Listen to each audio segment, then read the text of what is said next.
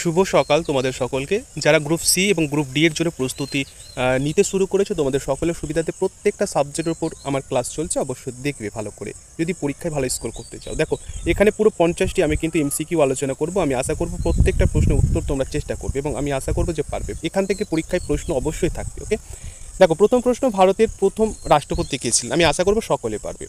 সঠিক উত্তর হচ্ছে অপশন সি, অর্থাৎ রাজেন্দ্র প্রসাদ। আমাদের পরবর্তী প্রশ্ন আমরা চলে যাব। এখানে বলা হচ্ছে দেখো যে ভিক্টোরিয়া মেমোরিয়াল, ঠিক আছে, যে ভিক্টোরিয়া মেমোরিয়াল রয়েছে এটা কোথায় অবস্থিত? আমার যতদূর মনে হয় যে বেশিরভাগ তোমরা ভিক্টোরিয়া মেমোরিয়াল অবশ্যই কলকাতায় যদি যাও তাহলে ভিক্টোরিয়া মেমোরিয়াল অবশ্যই দেখেছো। তাহলে সঠিক উত্তর হয়ে যাবে অপশন ভি বা খ আমাদের সঠিক উত্তর। আমাদের পরবর্তী প্রশ্ন স্ট্যাটিক জিকের উপর বেস করে আমাদের প্রশ্ন চলছে, গীতাঞ্জলি কার লেখা? আমি আশা করব সকলে পারবে। উত্তর হয়ে গেছে অপশন খ বা বি সঠিক উত্তর, রবীন্দ্রনাথ ঠাকুরের লেখা গীতাঞ্জলি। প্রত্যেকটা প্রশ্ন কিন্তু মোস্ট ইম্পর্টেন্ট। ওকে, আচ্ছা আমাদের পরবর্তী প্রশ্ন রয়েছে, ভারতের জাতীয় পশুকে বা ন্যাশনাল যে তোমাদের এনিম্যাল রয়েছে সেটাকে আমরা কি বলবো? আমি আশা করব সকলের উত্তর হয়ে গেছে, ফাটাফাট তোমরা কিন্তু উত্তর করবে। আমাদের সঠিক উত্তর হচ্ছে অপশন ভি, রাইট অ্যান্সার। আমাদের পরবর্তী প্রশ্নে আমরা চলে যাব যে পঞ্চতন্ত্র গ্রন্থটি কার লেখা? Very very important question. Panchatantra গ্রন্থের যা লেখা সেটা হচ্ছে বিষ্ণু শর্মা, অপশন এ আমাদের সঠিক উত্তর। আমাদের পরবর্তী প্রশ্ন রয়েছে যে ইউনেস্কো, ঠিক আছে, এই যে ইউনেস্কো রয়েছে এর ফুল ফর্মটা তোমাকে জিজ্ঞেস করা হবে। ফুল ফর্মটা একটু দেখে নেবে, ঠিক আছে। প্রত্যেকটা ডিটেল আমি কিন্তু তোমাদের সাথে আলোচনা করছি। আমি আশা করব তোমাদের ক্ষেত্রে সমস্ত কিছু ক্লিয়ার হয়ে যাবে। তো এর যে ফুল ফর্ম সেটা তোমরা পারলে আমাকে কমেন্টে শেয়ার করবে। ফুল ফর্ম কি, আমি দেখবো কে কে ফুল ফর্মটা পারছো। আমি একটু বলে নিই, এর সদর যে দপ্তর রয়েছে সেটা তোমরা সকলে উত্তর করে গেছো, ঠিক আছে। এখানে আমরা অপশন সি চুজ করব, প্যারিস। এবার প্রশ্ন হচ্ছে প্যারিস কোথায় রয়েছে? প্যারিস কিন্তু রয়েছে ফ্রান্সে, ঠিক আছে। প্যারিস কোথায় রয়েছে? ফ্রান্সে রয়েছে। এগুলো জেনে রাখতে হবে। এবং যদি বলা হয় যে এই যে ইউনেস্কো রয়েছে এর কবে প্রতিষ্ঠিত হয়, এটা কিন্তু 1945 অর্থাৎ 1945 সালে কিন্তু প্রতিষ্ঠিত হয়। তাহলে এই ফুল ফর্মটা তোমরা বলো, এই ফুল ফর্ম কী হবে কমেন্ট সেকশনে জানো, আমি দেখবো কে কে মনে রেখেছো আর কি। আচ্ছা আমাদের পরবর্তী প্রশ্ন রয়েছে যে ভারতের যে জাতীয় ফুল রয়েছে সেটা কি? এখানে সঠিক 4টা অপশন রয়েছে, 4টা অপশনের মধ্যে সঠিক উত্তর কিন্তু এখানে করতে হবে। তো এখানে অবশ্যই আমরা সকলে জানি যে এখানে যে রয়েছে ভারতের জাতীয় ফুল সেটা অবশ্যই আমরা সঠিক যে অ্যান্সারটা করবো সেটা হচ্ছে অপশন এ আমাদের সঠিক উত্তর। ওকে, চলে যাবো আমরা পরবর্তী প্রশ্নে এবং কোশ্চেন নাম্বার 8-এ বলছে যে তাজমহল কে নির্মাণ করেছিলেন? Very very important question. সঠিক উত্তর হচ্ছে অপশন এ, শাহজাহান। এবার প্রশ্ন হচ্ছে অনেকের ক্ষেত্রে যে ডাউট হয় যে এই যে তাজমহলটা রয়েছে এই তাজমহলটা কোথায় রয়েছে? তাজমহলটা কোথায় রয়েছে? এখানে দেখো দুটো অপশন যদি তোমাদের থাকে দিল্লি আর একটা যদি অপশন থাকে আগ্রা, কোনটা করবে বলো? আগ্রা কোনটা করবে? বা আগ্রা কোথায় রয়েছে? আগ্রা কিন্তু ইউপিতে রয়েছে। দেখো একটা যদি অপশন দিল্লি হয় একটা যদি ইউপি হয়, অনেকে দিল্লিকে কিন্তু সঠিক উত্তর করবে। অ্যাকচুয়ালি আগ্রাতে এটা রয়েছে। আবার আগ্রা কোথায় রয়েছে? ইউপিতে রয়েছে। এই মিস্টেকগুলো কিন্তু করবে না। তোমরা সকলে জানো যে দিল্লি ঘুরতে যাচ্ছি মানে তাজমহল দেখবো, কিন্তু অ্যাকচুয়ালি তাজমহলটা দিল্লিতে নেই, এটা আগ্রাতে রয়েছে। আগ্রা কোথায় রয়েছে? ইউপিতে রয়েছে। এগুলো একটু ভালো করে দেখবে, ঠিক আছে। এগুলোর উপর বেস করে তোমাদের প্রশ্ন আসবে, কিন্তু অনেকে ভুল করে ফেলো। আচ্ছা আমাদের প্রশ্ন রয়েছে দেখো ভেরি ভেরি ইম্পর্টেন্ট কোশ্চেন, সেটা হচ্ছে যে ভারতের যে সংবিধান সেটা কবে কার্যকর হয়েছিল? আমরা সকলে জানি এই ভারতের যে সংবিধানটা বা আমাদের যে সংবিধান রয়েছে সেটা কিন্তু কার্যকর হয়েছিল 26শে জানুয়ারি 1950 সালে। কিন্তু গৃহীত হয়েছিল কবে? দেখো এই যে অপশন সি রয়েছে না, 26শে নভেম্বর 1949 সালে এটা কিন্তু গৃহীত হয়। এটা একটু দেখে নেবে, এটা গৃহীত হয়, এত সালে গৃহীত হয়। ওকে, পরীক্ষার ক্ষেত্রে কিন্তু এই দুটোর ওপর বেস করে প্রশ্ন আসে, একটু ভালো করে দেখে নেবে। ওকে, চলো আমাদের পরবর্তী প্রশ্ন আমরা কি দেখব। আমরা দেখতে পাচ্ছি যে ভারতের যে জাতীয় পতাকা বা আমাদের যে জাতীয় পতাকা রয়েছে সেখানে কটা রং রয়েছে? আমি আশা করবো সকলের উত্তর হয়ে গেছে। আমাদের সঠিক উত্তর হচ্ছে অপশন ভি, অর্থাৎ এখানে 3টি রং রয়েছে। 3টি রঙের কিন্তু এক একটা মিনিং রয়েছে, সেই মিনিংগুলো তোমরা পারলে কমেন্ট করবে। ওকে, আচ্ছা আমাদের পরবর্তী প্রশ্ন, ব্রিটিশ ভারতের শেষ ভাইসরয় কে ছিলেন? শেষ ভাইসরয়ের কথা বলা হচ্ছে। আমি আশা করবো সকলের উত্তর হয়ে গেছে। এখানে অপশন আমরা ভি সঠিক করবো, অর্থাৎ লর্ড মাউন্টব্যাটেন আমাদের শেষ ভাইসরয় ছিলেন। আমাদের পরবর্তী প্রশ্ন যে ইসরো, আমরা সকলে জানি ইসরো আমাদের হচ্ছে ভারতের স্পেস সেন্টার। তো এর সদর দপ্তর বা হেডকোয়ার্টার কোথায় রয়েছে? সঠিক উত্তর হচ্ছে অপশন সি। তোমরা সকলে কিন্তু উত্তর করে ফাটাফাট উত্তর করবে। এবারে প্রশ্ন অনেক সময় হয় যে ইসরো কবে প্রতিষ্ঠিত? এটা কিন্তু 1969, ঠিক আছে, অর্থাৎ 1969 সালে 15 আগস্ট এটা কিন্তু প্রতিষ্ঠিত হয়। এটা একটু ভালো করে জেনে রাখবে। এগুলোর উপর বেস করে কিন্তু প্রশ্ন অবশ্যই পরীক্ষার ক্ষেত্রে থাকবে। ওকে, আচ্ছা কোশ্চেন নাম্বার আমরা চলে যাব 13 এবং 13-এ বলা হচ্ছে দেখো যে ভারতের প্রথম মহিলা প্রধানমন্ত্রী কে ছিলেন? আমি আশা করব সকলে পারবে। সঠিক উত্তর হচ্ছে অপশন সি, অর্থাৎ ইন্দিরা গান্ধী। কিন্তু পরীক্ষার ক্ষেত্রে যদি এরকম প্রশ্ন হয় যে ভারতের প্রথম মহিলা রাষ্ট্রপতি কে ছিলেন, যদি প্রশ্ন হয় যে রাষ্ট্রপতি, ঠিক আছে, প্রথম মহিলা রাষ্ট্রপতি বা প্রেসিডেন্ট কে ছিলেন, বলো সঠিক উত্তর কী হবে? সঠিক কিন্তু উত্তর হয়ে যাবে প্রতিভা সিং প্যাটেল। আমাদের সঠিক উত্তর, ইনি ছিলেন ভারতের প্রথম মহিলা রাষ্ট্রপতি। ঠিক আছে, এগুলো ভালো করে জেনে রাখবে। ওকে, আর বর্তমানে তোমরা সকলে জানো আমাদের সিএম রয়েছেন, আমাদের পশ্চিমবঙ্গের সিএম রয়েছেন মমতা ব্যানার্জি। এগুলো পাশাপাশি তোমাদের কিন্তু জেনে রাখতে হবে। ওকে, নেক্সট কোশ্চেন, ভারতের সবচেয়ে দীর্ঘতম নদী কি? আমরা সকলে জানি ভারতের সবচেয়ে দীর্ঘতম নদী হচ্ছে গঙ্গা নদী, যার দৈর্ঘ্য রয়েছে 2525 কিমি, 2525 কিমি। ঠিক আছে, তোমরা সকলে জানো এর যে উৎপত্তি রয়েছে সেটা হিমালয়ের গঙ্গোত্রীতে, হিমালয় গঙ্গোত্রী থেকে, এবং মিলিত হয়েছে বঙ্গোপসাগরে। মিলিত কোথায় রয়েছে? মিলিত হয়েছে বা পতিত হয়েছে বঙ্গোপসাগরে। ঠিক আছে, এগুলো জেনে রাখতে হবে। আমাদের পরবর্তী রয়েছে যে ভারত রত্ন যে পুরস্কারটা রয়েছে সেটা কী ধরনের পুরস্কার? এটা ক্রীড়া, সামরিক, বেসামরিক না আন্তর্জাতিক? সঠিক উত্তর করবে এটা হচ্ছে একটা বেসামরিক পুরস্কার। ঠিক আছে, আচ্ছা পরবর্তী প্রশ্ন দেখো, যে বিশ্বের সবচেয়ে বড় মহাদেশ কোনটি? আমরা সকলে জানি বিশ্বের সবচেয়ে বড় যে মহাদেশটা রয়েছে সেটা হচ্ছে এশিয়া। এবার আমরা কোথায় বসবাস করি? পরীক্ষার ক্ষেত্রে প্রশ্ন আসে যে ভারত কোন মহাদেশের অন্তর্ভুক্ত রয়েছে বা আমরা কোন মহাদেশের আয়ত্তাধীন রয়েছে? আমরা কিন্তু এশিয়া মহাদেশে বসবাস করি। ঠিক আছে, আমাদের পরবর্তী প্রশ্ন, ভারতের জাতীয় সঙ্গীত কে লিখেছে? আমরা যে জনগণ মন এই যে জাতীয় সঙ্গীতটা পাঠ করি আমাদের এবং বাংলাদেশে, পরীক্ষার ক্ষেত্রে প্রশ্ন হতে পারে যে বাংলাদেশেরও জাতীয় সঙ্গীত কে লিখেছে? বাংলাদেশ এবং আমাদের দুটো দেশেরই জাতীয় সঙ্গীত লিখেছেন কে? কবিগুরু রবীন্দ্রনাথ ঠাকুর। ঠিক আছে, চলো আমাদের নেক্সট প্রশ্ন রয়েছে কোশ্চেন নাম্বার 18, যে পৃথিবীর ছাদ কাকে বলা? Very very important. সঠিক উত্তর হচ্ছে অপশন সি, অর্থাৎ তিব্বতকে পৃথিবীর ছাদ বলা হয়। আমাদের পরবর্তী প্রশ্ন দেখো, পরবর্তী প্রশ্ন হচ্ছে যে ভারতের প্রথম নৌবাহিনী প্রধান কে ছিলেন? প্রথম নৌবাহিনী যে প্রধানটা ছিলেন তিনি হচ্ছেন অপশন ডি, অর্থাৎ অ্যাডমিরাল আর.ডি. ক্যাটারি। ঠিক আছে, আমাদের পরবর্তী রয়েছে কোশ্চেন নাম্বার 20, যে তুম্ব অফ হুমায়ুন এটা কোথায় অবস্থিত রয়েছে? এটা কোথায় অবস্থিত রয়েছে বলো, প্রত্যেকে ফাটাফাট উত্তর করবে। আমরা সঠিক উত্তর করবো এটা কিন্তু অপশন বি, অর্থাৎ দিল্লিতে রয়েছে। ঠিক আছে, নেক্সট কোশ্চেন চলে যাবো আমরা কোশ্চেন নাম্বার 21-এ। এবার 21 কোশ্চেন বলছে ভারতের প্রথম পারমাণবিক বিস্ফোরণ কোথায় ঘটেছিল? ভারতের যে প্রথম পারমাণবিক বিস্ফোরণ সেটা কোথায় ঘটেছিল? আমরা সঠিক উত্তর করবো এটা কিন্তু পোখরানে ঘটেছিল। এবং পোখরানটা কোথায় রয়েছে? পোখরানটা কিন্তু রয়েছে রাজস্থানে। পোখরানটা কোথায় রয়েছে? রাজস্থানে রয়েছে। ঠিক আছে, রাজস্থানে রয়েছে। এবারে প্রশ্ন যদি হয় ভারতের প্রথম পারমাণবিক বিস্ফোরণ কবে ঘটা হয়েছিল বা কবে ঘটেছিল, আমরা অবশ্যই এটা সঠিক উত্তর করব 1974, 1974 সালে কিন্তু রাজস্থানের পোখরানে প্রথম পারমাণবিক বিস্ফোরণ ঘটেছিল আর কি। ওকে, আচ্ছা আমাদের পরবর্তী প্রশ্ন, ভারতের জাতীয় খেলা কি বা ন্যাশনাল যে ইভেন্ট বা প্লে রয়েছে সেটা কি? আমরা সকলে জানি যে হকি হচ্ছে আমাদের দেশের জাতীয় খেলা আর কি। পরবর্তী প্রশ্ন, যে বিশ্বের দীর্ঘতম নদী, আমরা সকলে জানি বিশ্বের দীর্ঘতম নদী হচ্ছে নীলনদ। এটাকে কি মিশরের নীলনদ বলা হয়? পরীক্ষার ক্ষেত্রে বলা হয় মিশরকে নীল নদের দান কেন বলা হয়? এটা প্রশ্ন হয় যে মিশরকে নীল নদের দান কেন বলা, বা নীল নদের দান কাকে বলে? প্রশ্ন হয় নীল নদের দান কাকে বলে? তো সঠিক উত্তর মিশর করবো। ওকে, হ্যাঁ। আমাদের পরবর্তী প্রশ্ন দেখো কোশ্চেন নাম্বার 24, সবচেয়ে বড় মরুভূমি কোনটি? আমরা সকলে জানি সবচেয়ে বড় মরুভূমির কথা বলা হচ্ছে, সেহেতু অবশ্যই এখানে আমরা সঠিক যে অ্যান্সারটা করবো সেটা হচ্ছে অপশন এ, অর্থাৎ সাহারা মরুভূমি আর কি। ঠিক আছে, সাহারা মরুভূমি। এবার প্রশ্ন হচ্ছে সাহারা মরুভূমি কোথায় আছে? এটা কিন্তু আফ্রিকায় রয়েছে। এটা কোথায় রয়েছে? আফ্রিকায় রয়েছে।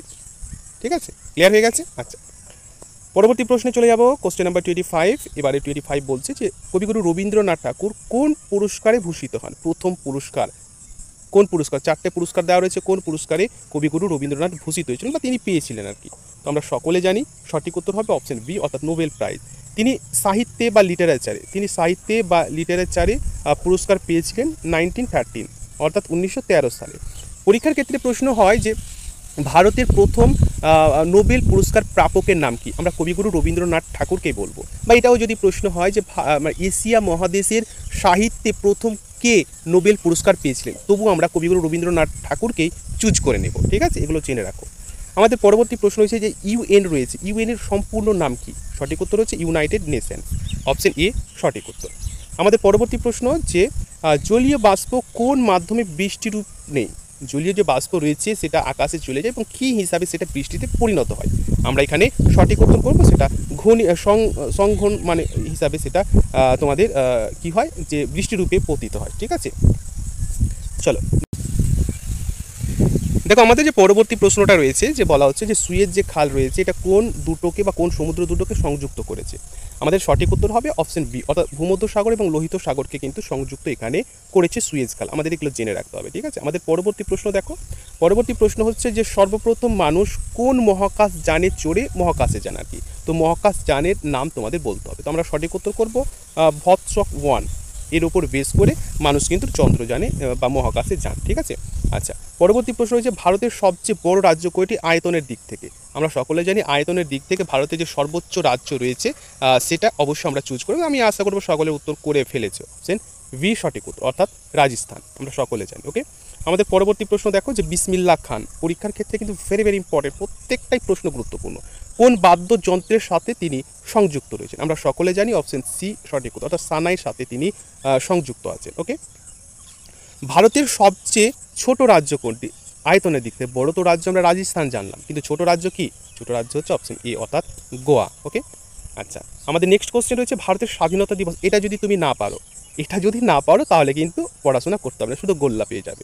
ঠিক আছে, আমরা সকলে চোখ বন্ধ করে এটা উত্তর করব 15 আগস্ট। ঠিক আছে, এবার সালটা কত? 1947। এগুলো জেনে রাখো, অনেকে ভুল করে আমি জানি, অনেকে মানে সবাই কিন্তু ফর্ম ফিল আপ করবে। যারা 8 পাস রয়েছে অবশ্যই পড়াশোনা ছেড়ে দিয়েছো, তবুও তোমরা ফর্ম ফিল আপ করবে। ঠিক আছে, এবং 3 মাস একদম কঠোর পরিশ্রম করলে, অর্থাৎ আমার ক্লাসের যে আমি জিকেগুলো দিচ্ছি এগুলো করলে কিন্তু হয়ে যাবে, ইংলিশগুলো করলেই হয়ে যাবে, ম্যাথগুলো করলেই হয়ে যাবে, কারেন্ট অ্যাফেয়ার্স করলেই হয়ে যাবে। ঠিক আছে, শুধু দেখতে থাকো এবং নোট করে থাকো। এই যে নাসা রয়েছে, এটা হচ্ছে নাসা কোন দেশের মহাকাশ সংস্থা? আমরা সকলে জানি নাসা হচ্ছে আমেরিকার তোমাদের সংস্থা।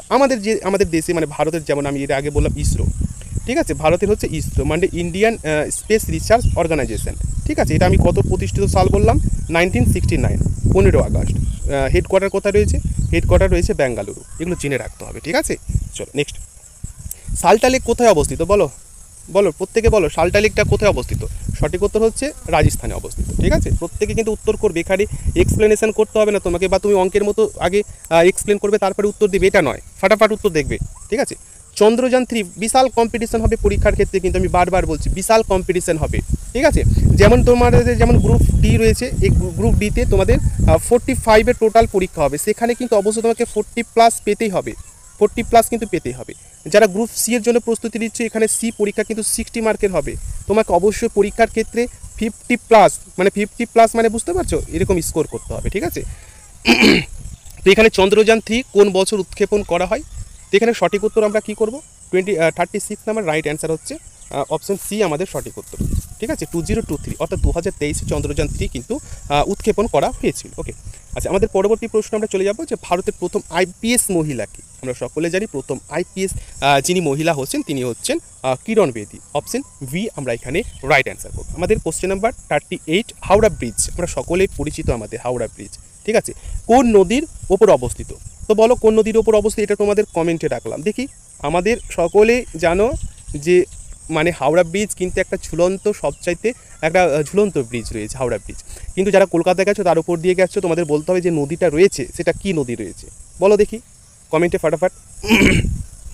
আমাদের পরবর্তী প্রশ্ন হচ্ছে পৃথিবীর সবচেয়ে উঁচু পর্বত কোনটি? পৃথিবীর বলা হচ্ছে এখানে, ভালো করে দেখবে, পৃথিবীর সবচেয়ে উঁচু যে পর্বতটি রয়েছে সেটা হচ্ছে এভারেস্ট।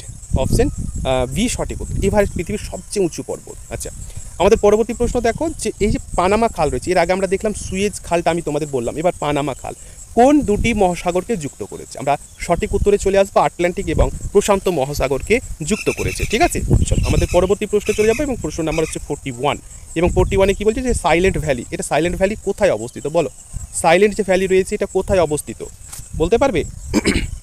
দেখো অনেকে পারবে আমি জানি।